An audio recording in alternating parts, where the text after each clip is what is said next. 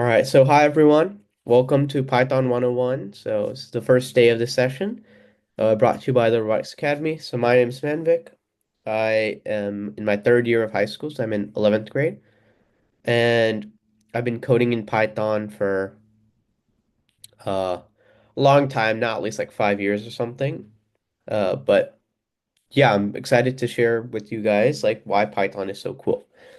And so before we really get into learning how to code, I want to kind of show you guys some cool examples of like what Python is, what programming is, and then like show you some examples of things you can make with it. All right, so really quickly, what is programming? So programming can be defined as giving a computer instructions to solve a problem or complete a task. So it's writing logic or writing instructions in a software language. Okay. So think of it like this. Computers, have you guys ever tried talking to a computer, like telling it, hey, do this, do that, right? Have you guys ever tried that? No, really. No? No. Try that really quickly right now. Ask your computer to, I don't know, pull up a video on YouTube. Will it do that? No. Yes, It will? yeah, Really? I don't know what computer you have, but mine doesn't do that if I tell it to, right? So I can ask it, hey, can you go to the next slide? And yeah, nothing happens. So computers don't actually speak like human languages like English, right? Instead, what they're understanding is in their own language, which is actually just a bunch of lights turning on and off, ones and zeros, yes or no, true or false. So we call this binary, okay? The bi is like two. So they only understand these like two things on and off in a command. So in like English, it might be like, hi, how are you? But in a computer's language, it might be like 100111100, something like that. Right? Can we, out of those two things I put in chat, which ones can we read? We can read the first one, but can we read the second one? No, right? Like, we don't understand all these ones and zeros. And so, software languages like Python are things that translate stuff that's kind of like English, stuff that we can kind of understand, to this binary format, to this computer language. And really, like, it's a bridge between us and the computer so we can actually talk to the computer, right? And give it instructions. So, like pulling up a video on YouTube, that's an instruction that someone wrote some software language code. So code is like what you write, like what it's called. So words are in like we call it words in English, right? And in software languages, it's called code, right? The actual like text. So someone wrote those instructions to tell the computer, hey, can you open up YouTube when they do this, this, that, right? You can't actually talk to it, but you can talk to it through code. And so what we're going to be learning today is not just like how to make games, how to make like AIs and things like that. Python isn't just that, it's a way to talk to computers. Okay. So Python, like I mentioned before, is a programming language. So as some brief history, Python's been used for almost 33 years, so it's kind of old. And it was created by Guido van Rossum. I'm not sure if I pronounced that correctly, from the Netherlands. So really quickly, do you have any guesses as to why it's called Python? You can put any answers in chat or just blurt them out or just say them on mute, off mute, I guess. I have no idea. Any guesses though? Me neither.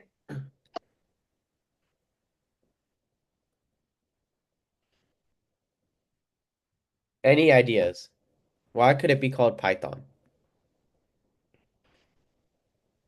It doesn't have to be correct. Remember, we're here to learn, so right and wrong doesn't matter so much as that we're actually putting in the guesses and putting in that effort. So, any ideas as to why it's called Python, or should we move on?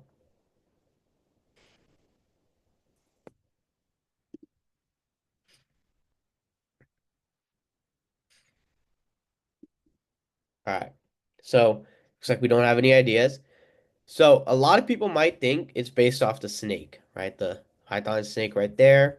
The logo is a snake, but actually it's not, right? This is kind of an interesting fact, but Python is actually named after this one comedy group from England called Monty Python that this guy, the creator of it, was a fan of. Right? So that's just a interesting thing. So the reason people use Python a lot, the reason you guys like are here is because it's really simple and easy to learn. And so there's a ton of programming languages, just like there's a bunch of languages we can use to talk in like to other people, right? Like English is one of them. Python is another, like it's a language you can use to talk to computers. Out of all those languages, Python is one of the most simple and easy to learn. Okay? And so it's also used to make websites and AI models like ChatGPT. And that's another reason people use it. So it's really easy to learn. It's great for getting into things, like getting into programming. But also, once you've learned Python, the amount of things you can do is insane. So really quickly, how much does it cost to use Python?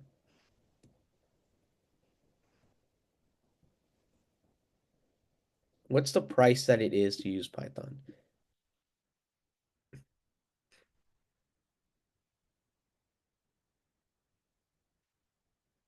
You can just unmute and say some answers.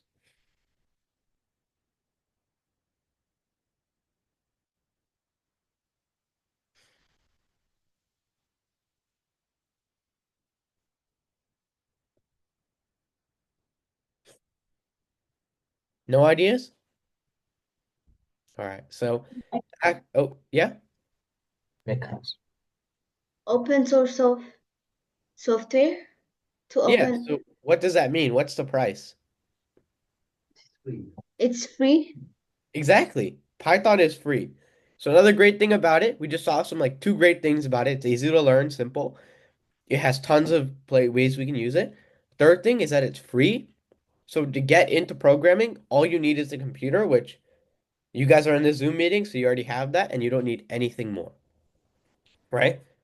And so before we actually get into learning how to code in Python, I wanted to show you guys some cool things that we could do with Python. So the first thing I wanted to show you is some cool designs we can make, right? We're gonna try learning this by the end of our by the end of this session, but check this out.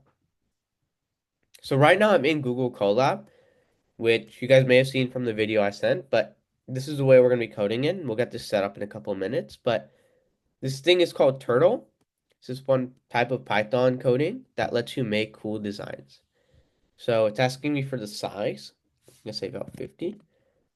Then when I run this code, I just made this cool tree, right? Isn't that kind of cool? Like this is what Python lets me do, right?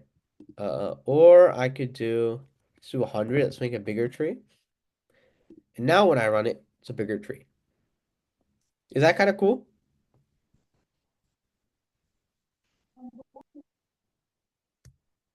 Yeah, it's very Great. Okay, so that's one thing. And that was kind of simple, right? It was just cool shape. But I think we can go even cooler than that. Let's look at this. Have you guys ever seen this game before, Tic-Tac-Toe? yes. All right. Yes. So you guys know how to play, right? Yeah. Yeah. All right. So what's our first move?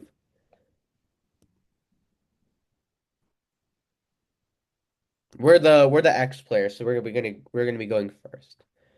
And by the way, this was all created in Python, so you'll see what it is after we play a move. Where do we want to put the first square? Just like tell me the location, like top left, middle, On the kind of middle. in the very middle. Yeah. Okay, so this is a computer that plays Python. So whatever move we do, it's gonna basically look for the like it's gonna play its move. So we can play against a computer. And if you guys win, right? If you guys can beat this bot, this computer, I'll give you guys a prize. All right. Otherwise, you'll learn how to make this bot. You'll learn like the fundamental things you need. So what's the next move?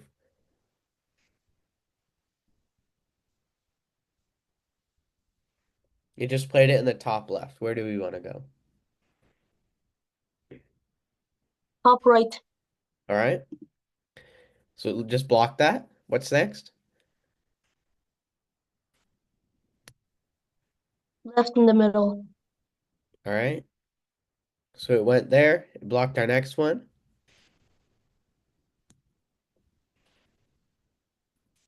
What do we do next? Top middle. All right. And there's only one more. I'm just gonna click that. It's a tie, right? Do you want to play one more time, or do you want to just get right into it?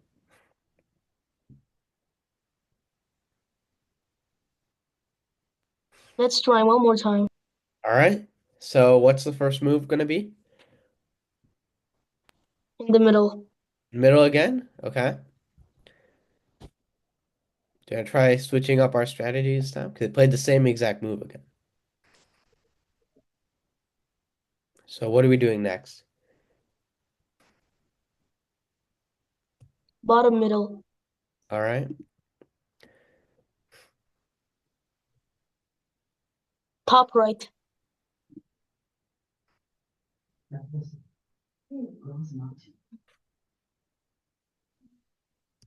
Middle left. And there's only one more spot, so it's a tie again. Funny enough, you can't actually beat this spot, and that's because Python basically thinks of all the possibilities, all the different moves, and figures out what like the best move is. So bit of a trick ask, but you can't actually beat that bot. But nice try. And that's also kind of cool, right? Like the cool things that Python can make. Okay, so let me get back to the presentation. Alrighty then.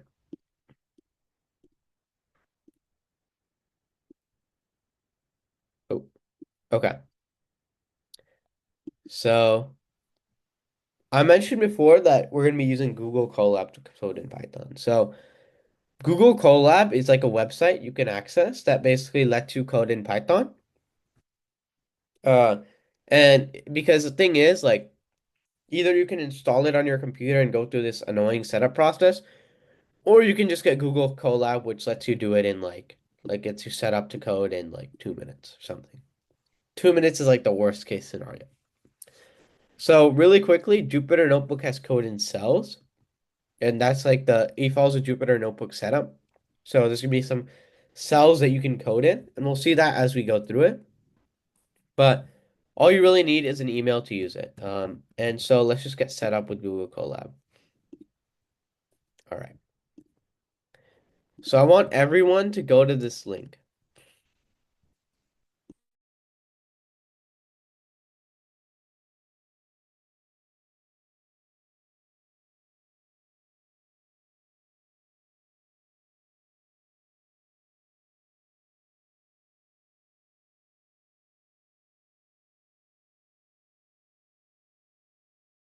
And just let me know when you've got in there. It might ask you to sign in, and so you're just gonna sign in and get to. I've opened it.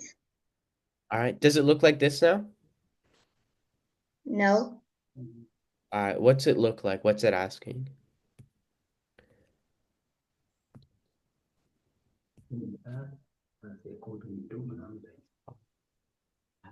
It has a code window. Okay, so it looks more like this. Hold on, it's loading. More like that. Yes. All right, that's good. You're in a good spot. Especially where are you at? How's it looking for you?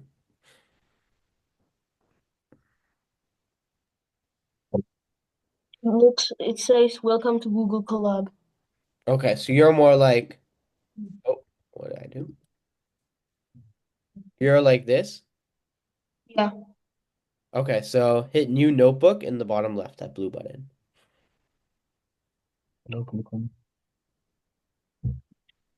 Okay, this looks like Jerry can connect the audio. Okay, so have you hit new notebook? Does it look like this now?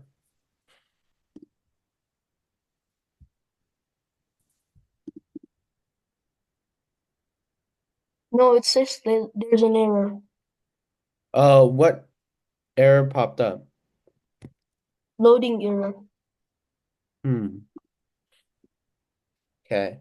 Can you just hit reload the page, like this reload button at the top left? Something like that. There's a link. Hmm. Okay. Just head to this link again, Okay. and then it looks like this, right?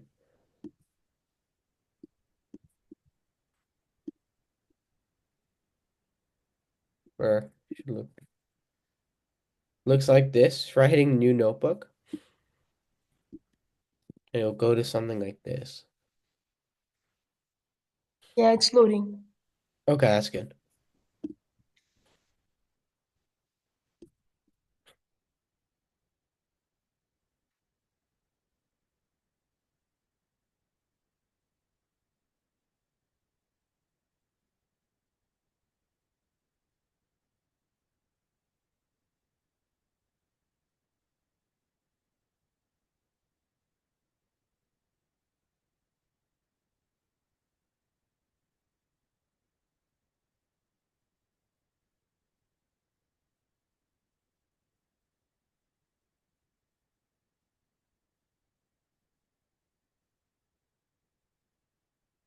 Okay, were you able to get it now?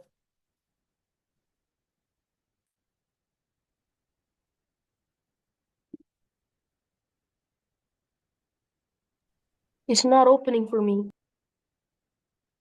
Uh, okay. So it's a bit weird. So here, head over to this link instead.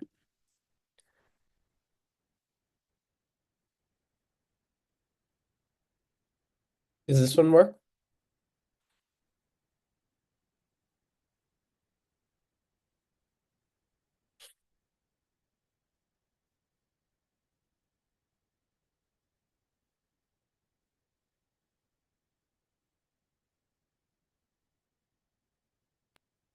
Yes, welcome to Coding ITE. Okay. So you were able to get in, right? Yeah.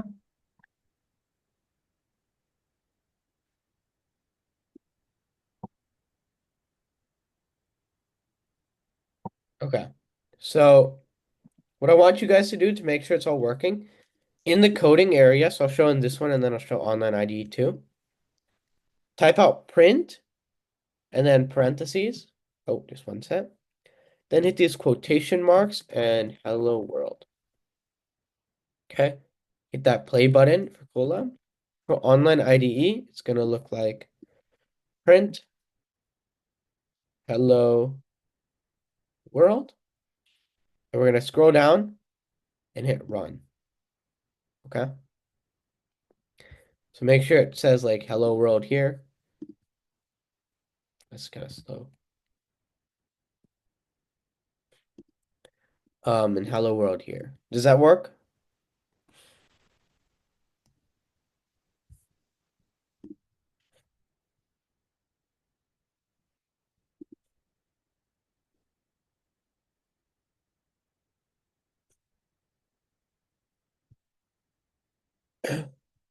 Oh, looks like he left.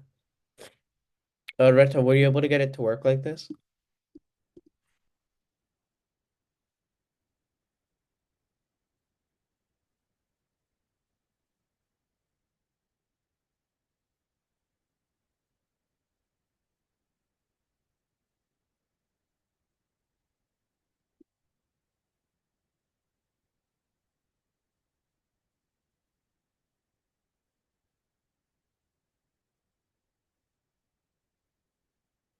Um, Seriously, were you able to Okay, get it? it's working. Oh, it's working? You got the hello world to come up? Yeah.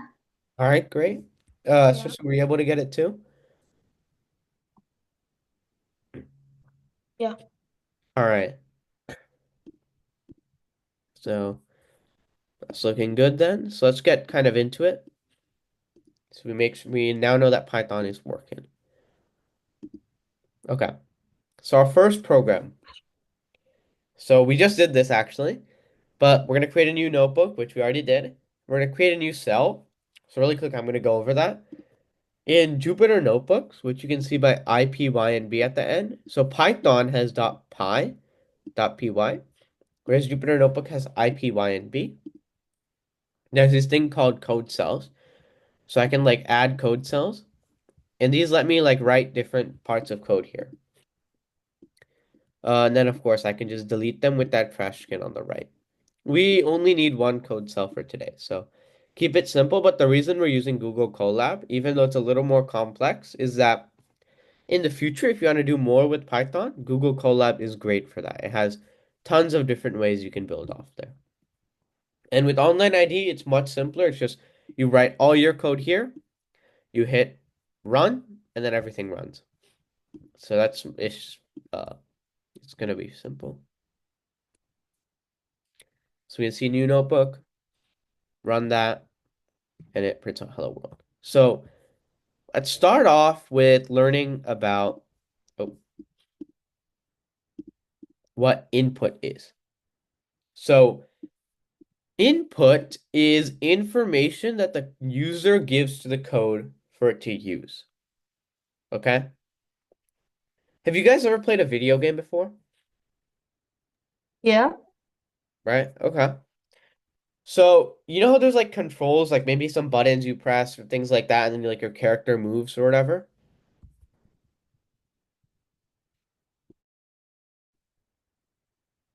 Do we notice that?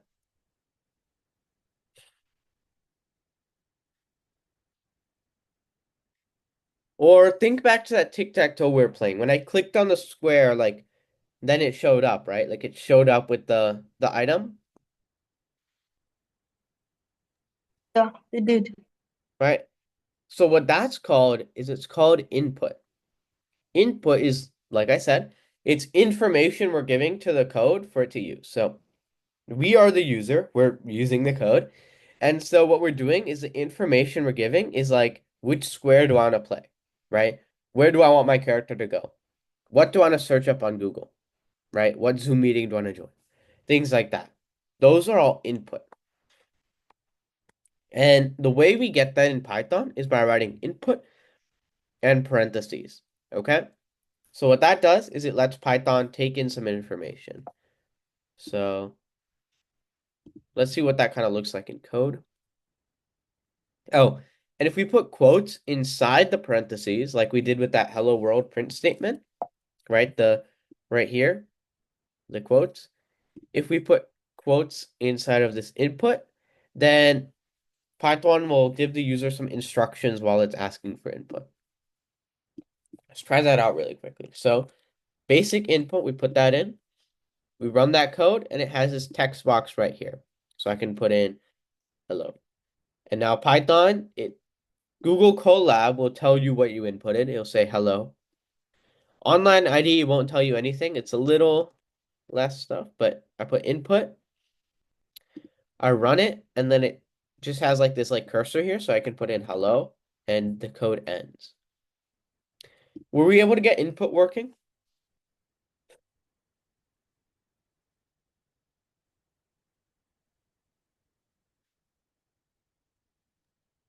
Yeah, it's working. All right, great. All right, so we just learned about input. We can also give it instructions with the input. So like I said, we put quotes, okay? Quotes are going to be these characters right here. And inside the quotes, we can do something like, what is your name? As the instructions. And now when I run input, asks me, what is your name? And I type in, my name is Ben. Okay? Online ID, it's quite similar. What is your name?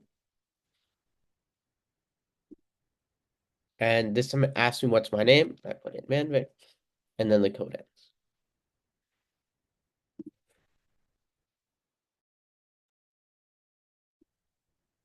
Were you able to get that working too? Like, could you get Python to ask for what your name is?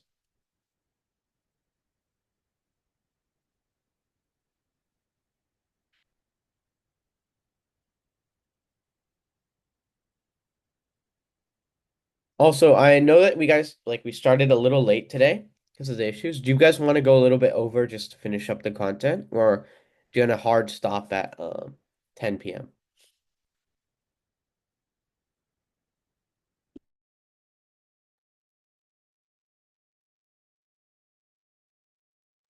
All right. You got the input working, or you want to go over? Yes. Yes to Yeah, both? it's working. Okay. And then do you guys want to go a little bit over? Yes, let, Yes. let us try. All right. Okay, so we got input working. So input is like I have this like glasses case, and I want to give it to the code. So what I do is I give it to the code. Okay, I give it to the computer. Now, right now, I'm just giving stuff to the computer. That's kind of boring, right? Like I'm just giving it stuff. I'm not getting anything back, right? Like, do you ever like give gifts and then no one else like gives it back to you? That's kind of sad. So what I want to do is I want the code to give me something back, and that's output. So it puts it out, it gives it back to you. So I just gave this to the code, and now the code gives me this back, right? Gives me this thingy back. This thingy is output. This thingy is input. I don't know why it disappeared on the screen.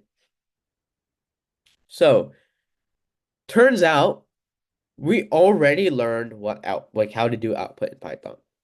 Print. Okay. And we put Okay. the information we want to output inside the parentheses with quotes around the normal text. So whatever information we want to output or give back to the user, we use with print. So I could put like 15 and it will give me 15. I could do 15.7. Give me 15.7. Or if I wanted to give something with text, I'd have to put these quotes around it and I could say hello. Give me hello. Now, the reason I need these for text but not other stuff is because Python needs to know what's different between information and code. Because code, it doesn't want to be like outputting itself out, right? It just wants to be outputting whatever information we have. So putting quotes tells us that this text is information, not code that we're writing. Does that make sense? Yes. Yeah, it makes sense. Great. So you can see print. Okay, so print takes like gives back whatever information we give it, right? That makes sense. And input takes in whatever information we give it, right? What if the information we output with print is the information that we just inputted with input? Let's see what that might look like. So input, let's do what is your name, right? That asked me what's my name, right? Then this gives me some information. This gives me Manvik as information. Can I just print that as well? So what I'm going to do, I'm going to take this, I'm going to write a print statement, and in the parentheses, I'm going to put this input. So that means that I'm outputting back whatever information I just got in. So it's going to ask me what's my name, Manvik, and it's going to say Manvik. And so what the print statement lets me do is it lets me combine pieces of information.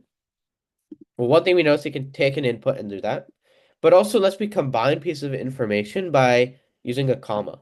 So I'll show a basic example here. My age is, and also numbers can be in parentheses or they can be out of it. We'll learn what the difference between those two types are, but right now we'll do my age is, comma, 15, right? Something like that. And now it says my age is 15. It combines these two things with a parenthesis or comma. So I can say your name is, I put comma and ask like what is your name? So what this code is doing, first it asks what is your name? And whatever name you give it, it's going to say your name is, and it gives that name back, prints it back. So I'll say Manvik, and it says your name is Manvik. That's kind of cool, right? We just had like a conversation with the computer through our programming language, Python. Yeah. Did you guys get it to work? And does like the logic behind it make sense? Yeah. All right, It's working. great. Let's move on. So you can see that kind of going on there. So answer these questions for me really quickly. Actually, give me 1 minute. I'm just gonna be back.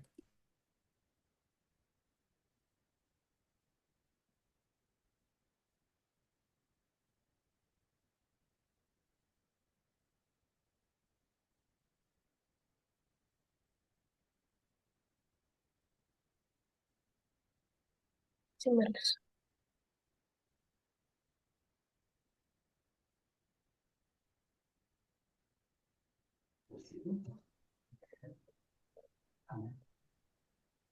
Hello? Sorry about that. I just ran to get some water. Really quickly, what does input mean and what does output mean?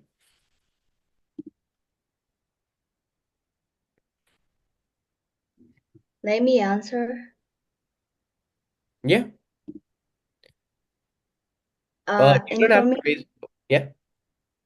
and input is the data that the user inserts Yeah. into the computer, and output means a result of input.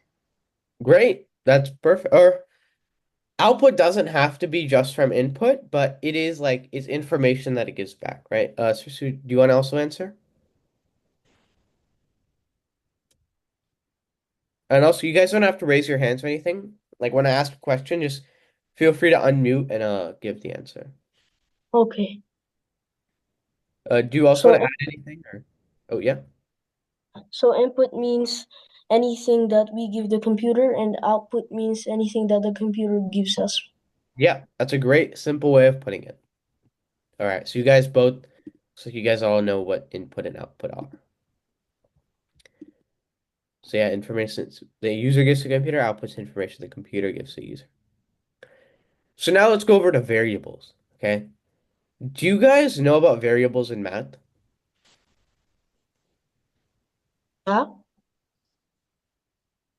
What is a variable in math? They're used to represent an unknown number. Great. Okay. So variables in programming, you do kind of have to change some of your understanding because some things in programming are very much like math. Like it's literally math. Like addition is going to be showing up exactly the same. But there's also some stuff that's going to be a little different. So we have to change some of our thought behind it. So variables are kind of similar, but also kind of different. They are used to represent unknown information. And the reason I say information is because it doesn't have to be a number. Okay. So even like this hello, right? I'll write it out. This is information. And so a variable can be equal to that. Like a variable can represent that, right? So just like how x might be 3 and like in 3x plus 3, right? X might equal 3. In programming, it could be like, what is your name? X, and X could be Manvik or something. Okay. And it's actually like stored in memory. So you guys may have ever noticed like the your storage is getting full or something like that, or like it takes this much time to download this. So it's like stored in that stuff. And why might we use variables? So in input, it would have some information, but that isn't stored. So using a variable could store the input. And let's see what that kind of means. So input, if I print out,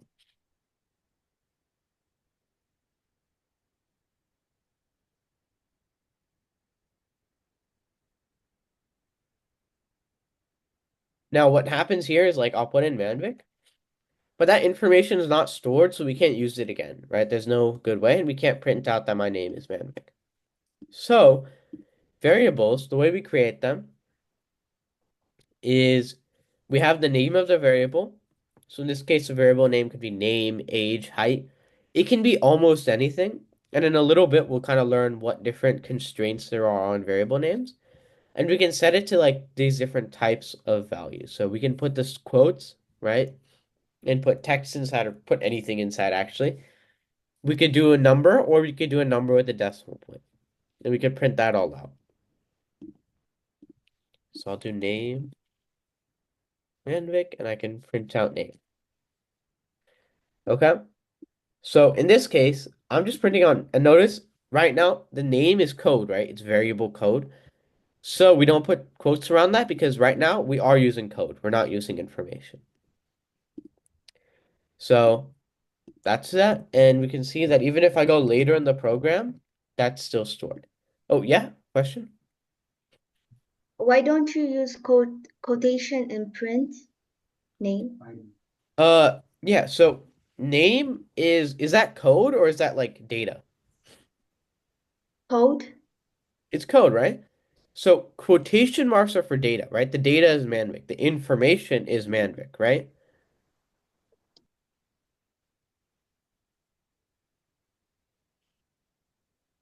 Hello? What? So in this case, the information is Manvik, right? Yeah? And the variable, the code name, stores that information, right? So like in math, x equals 3. In this case, name is equal to Manvik, right? So name is code that represents this information, right?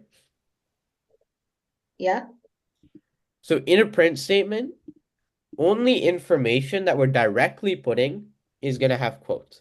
Are we directly putting it or are we putting it through name? Like name comes and then that represents information. Which one are we doing? Are we directly or indirectly? We're doing it indirectly. Yeah. Indirectly. So since we're putting code in here, that's why we don't need quotation marks. And we don't actually put quotation marks. Because if we do put quotation marks, so let's see here.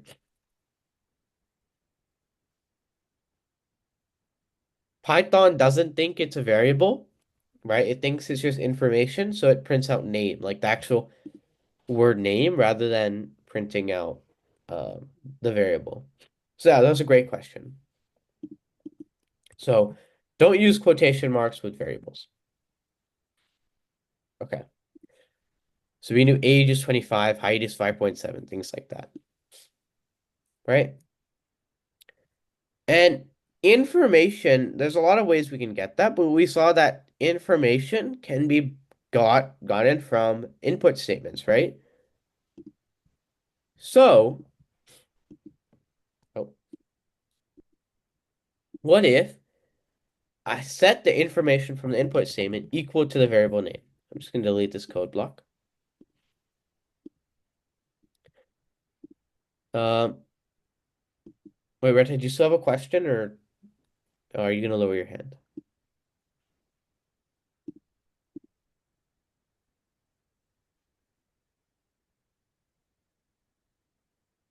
Okay, so take that as no question.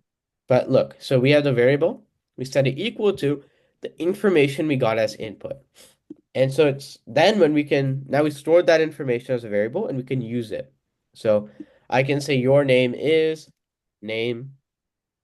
And now when I put Manvik in, it says your name is Manvik. I can do something like the name you inputted is, and I can use it again later in the code.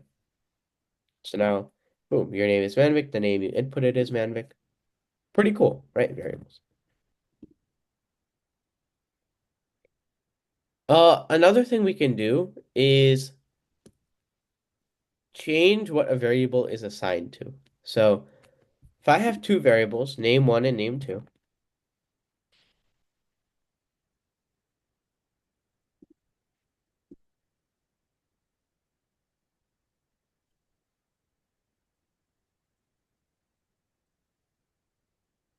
right? I can print these out.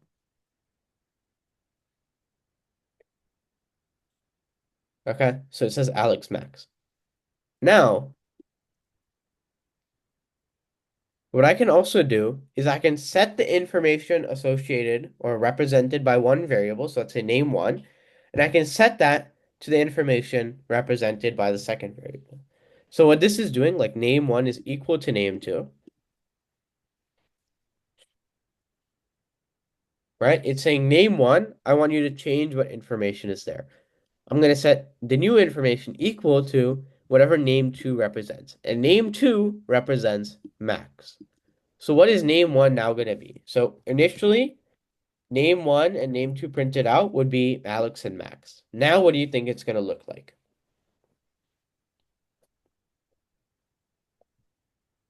What is the new print going to be once I change name I one? think Alex. Alex, Axel? Okay, that's a good idea. Rector, what do you think? I think it looks like Alex and Max. Okay. So Alex and Max is the original one. Then we change what name one is equal to. So name one was originally Alex. Then we say set it equal to whatever name two is, which is Max. So I'm going to set name one equal to Max. So now both name one and name two represent Max. So it's going to print out Max Max. So nice try though. But it changes to Max Max. Now what if I do this? Now what is it going to print out? I swapped the order. So name two is now equal to name one, whatever information is stored. It becomes Alex. Yeah, Me neither. Alex.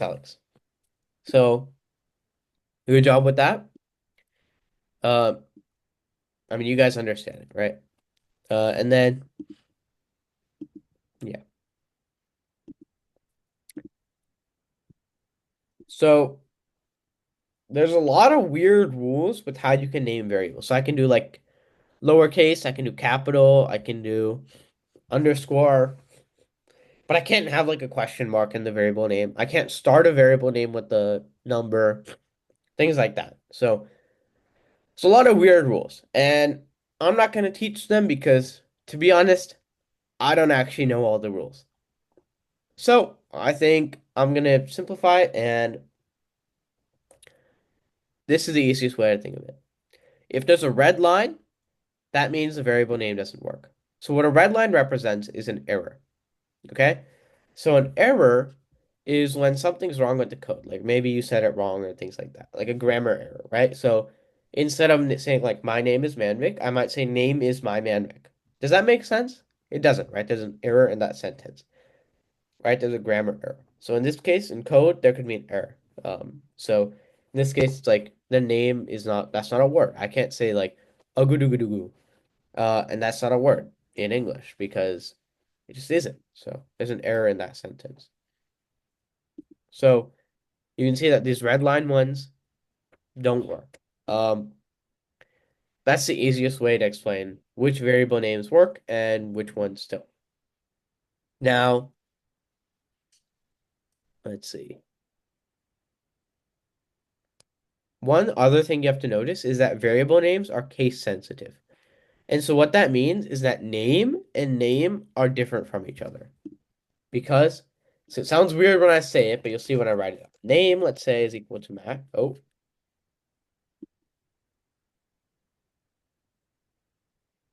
and name in all capitals, let's say, is equal to.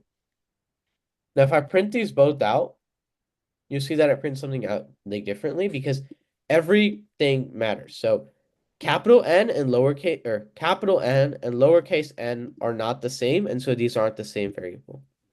I can also reassign the value of a variable. So I can say name is equal to Alex now. So it's originally Max, but then I change it to Alex, and now it just prints out Alex. Okay. So hopefully that made sense. Do we have any questions about variables?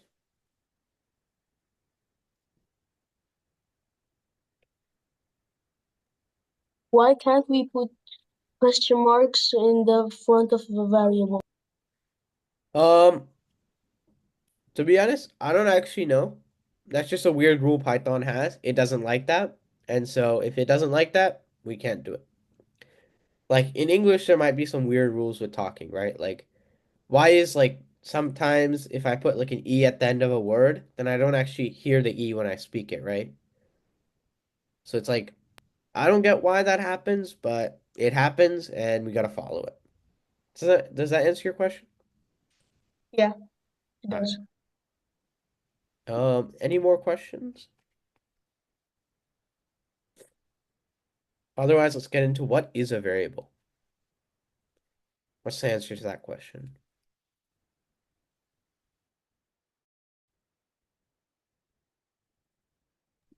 Any ideas?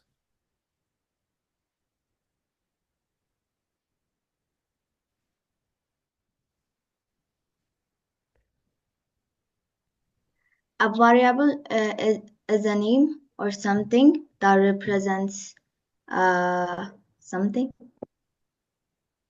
Yeah, I guess so. I mean, it's something that, yeah, something that represents something. It's, let's see, a bit more formal way of saying it. A piece of computer memory that stores information or something that stores something. Okay. How about this? Which of these variable names work? The first one, Yeah, the first one does work. The second one and the third one, Yeah, those both work. What about the fourth and fifth one? they don't work because they have question marks. Well, only And one of them has a question mark. This other one doesn't, but why doesn't that one work?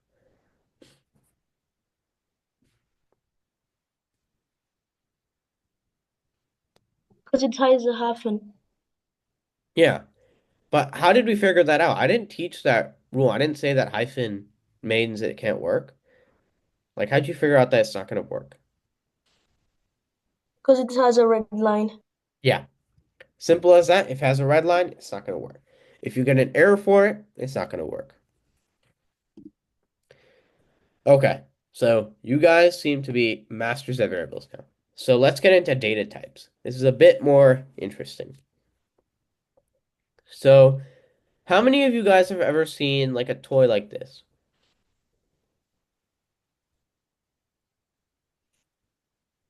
Like that, there's different shapes and you have to put the different shapes in the different holes.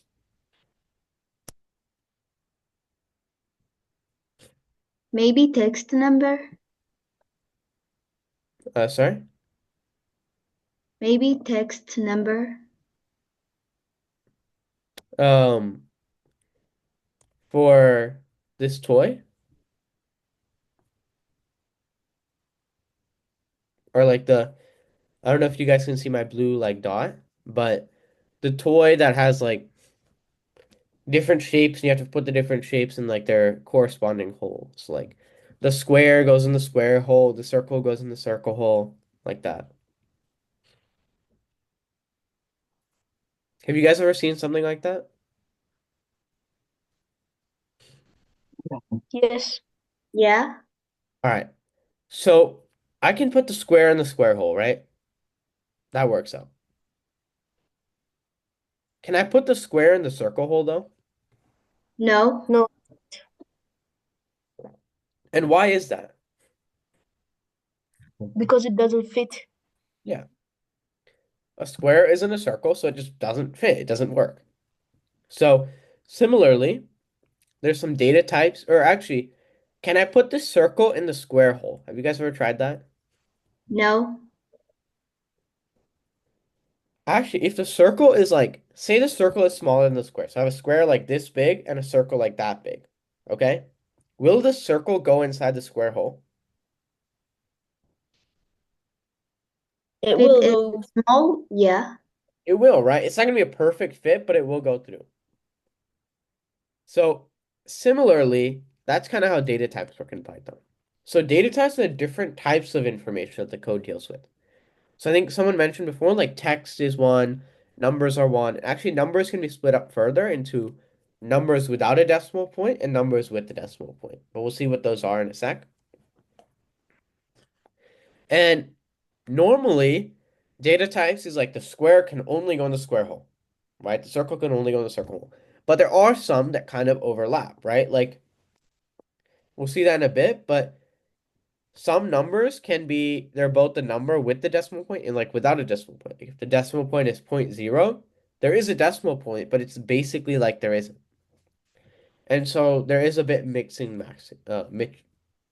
and matching.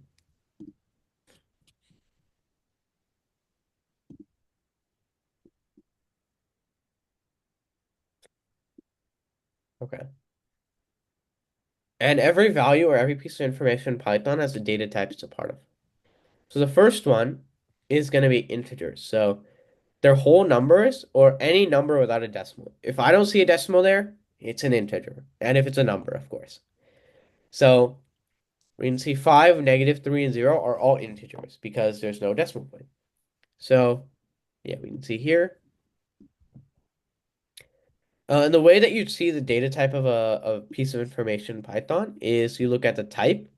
So this is saying type of num1. What is num1? 5. What's the type of 5? It's integer.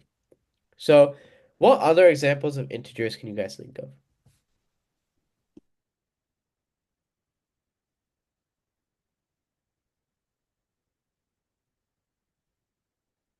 4, -1, and 6. Yeah? -2, Yeah. Okay. So quite simple, right? Integers are those. How about floats? Floats are numbers with the decimal. And so the easiest way to differentiate is like literally 6. There's no decimal point, no dot. So it's an integer.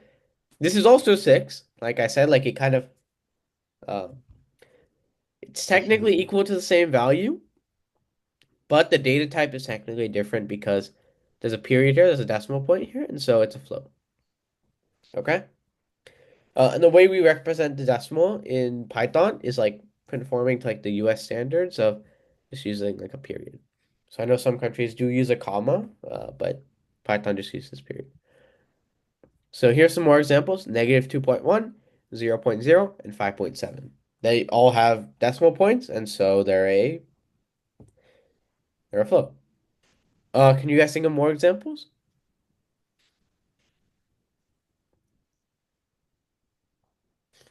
Input -2, 6. -5, -7. Well, -5 and -7, do they have a decimal point? Like, did you say a decimal point? No, they don't. No, So would they be an integer or a float? integer. Yeah. So what about some float examples?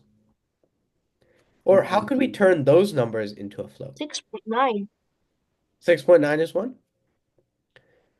-9.7. Yeah. Or how about -6? That's currently an integer, right? Yeah. Can Yeah. I turn it into a float? Yes. How? Yes. -6.2, maybe.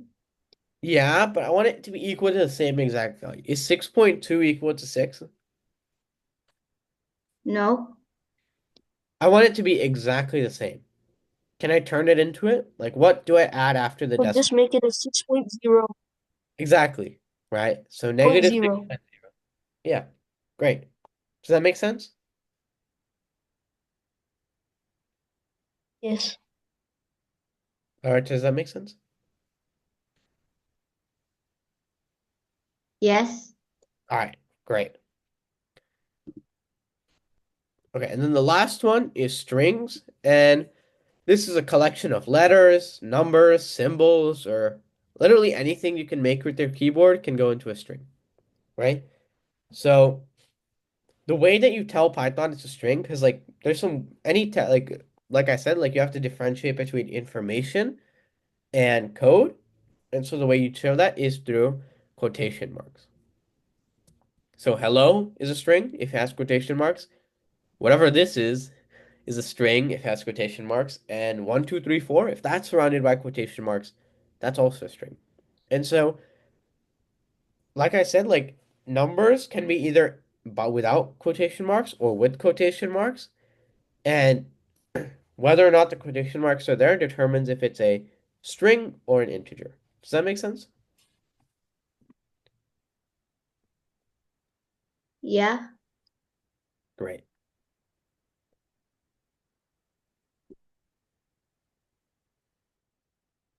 Okay. So input is normally as a string. Okay? And if we want to turn it, like say we take a number in as input, like if I ask like what's your age, right? It's gonna be coming in as a string. But I don't want string, right? Because the way Python works is that you can only do like addition and subtraction with integers and floats, right? Like numbers. I can't do, how do I subtract hello from hi or something? Like I don't know how to do that, right? So similarly, you can only subtract like 5 from 3, but you can't subtract hello from hi. So it only does it with ints and floats. But input by default is a string. How do I turn that into an integer or float? So there's this thing called typecasting, which is basically if it already kind of looks like it's in the other data type, I can turn it into the other data type. So we saw earlier the 6 as an integer, it can be turned into a float 6, right? 6.0. That's one thing it can do. Or the 1, 2, 3, 4 we saw before, it just had quotation marks. If I take those quotation marks off, now it's an integer. And so what typecasting is doing that conversion, right? And then how we're gonna do that is we can have like, oh,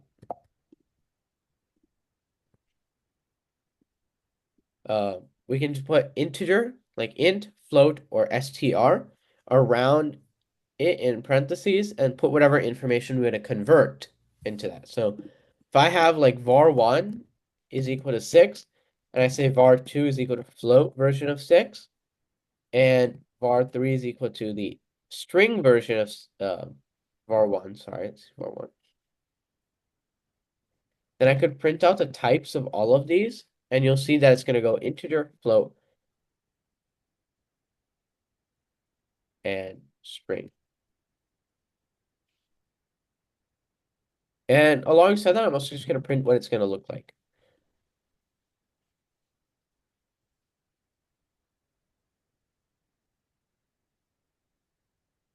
And if you missed that, like basically, if it already looks like it's in the format, right? So like the 1, 2, 3, 4 with quotation marks. If I take the quotation marks off, then now it's just 1, 2, 3, 4. So it looks like an integer. I can do that by putting int, float, or str, and then parentheses, and inside I'll put whatever information I convert. So 6, I'm going to convert to a float, a string, and we'll see what those, like what they look like and the type for each of those. So 6 as an integer, that makes sense. That's what it was originally. 6.0 is now a float, and 6 has a string, right? And the thing is, I can add and subtract with this one, but I can't with this one because this is a string, even though it looks the same. We can do similarly with var1 is equal to, let's say, like 1, 2, 3, 4. I can convert that to an integer, so I'll say var2 is equal to int of var1. Now, if I print out var1, I print out the type of var1, type of var2, then we'll see it convert from string to integer. I can also do it with input.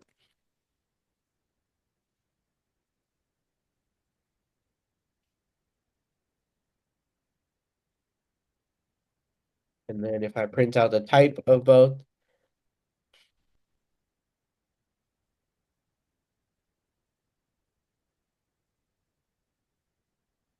I enter in a number like 10, then it's originally a string, then an integer. I can do 1, 2, 3, 4. And then say I put in like 5. Is 5 a number, like the way I wrote it out here?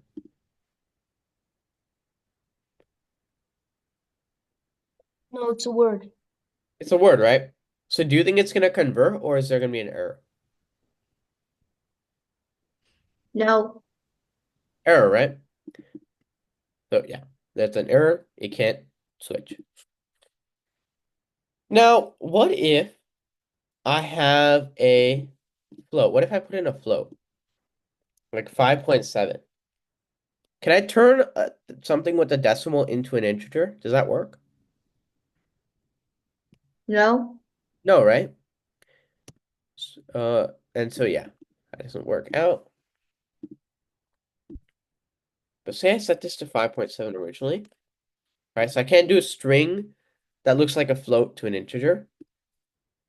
But actually, I can do, if it's already a float, I can convert it to an integer. And so what's happening here, like it goes float to int. Let's actually print this out and see what's happening. So var1 is the original one, var2 goes from 5.7 to 5. And so what Python does is it literally says, you want to convert this float to an integer? Okay, let's just chop off the decimal point and everything after. No rounding, no nothing, just chop it off. And the process is called truncating. Okay, so those are typecasting and conversions. All right, so what are the data types in the following things?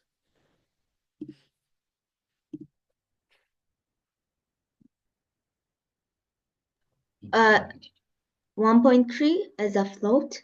The second one is integer. The third one is integer. The fourth one is text. The fifth one is strings, and the sixth one is float, and the last one is strings. Right? And this middle one again, the fourth one, is that going to be text or string? What's the actual name for the data type? Strings. Yeah. String. So do you agree with all of that? 1.3 is a float. 1 is an integer. 5 is also an integer. King is a string. 3 is a string. 2.0 is a float, and 1.1 is a string.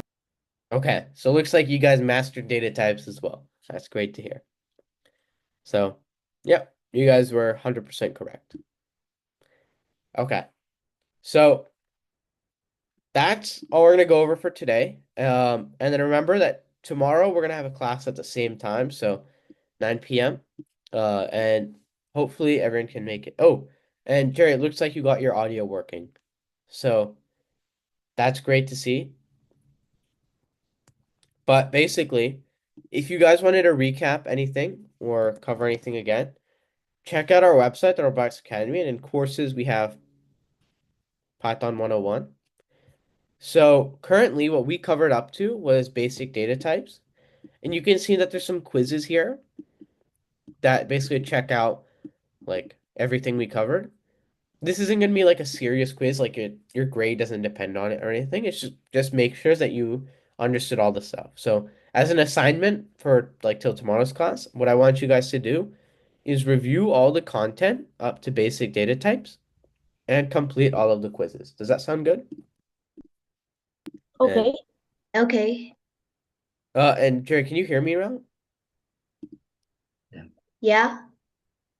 Oh, sorry, Jerry. Jerry.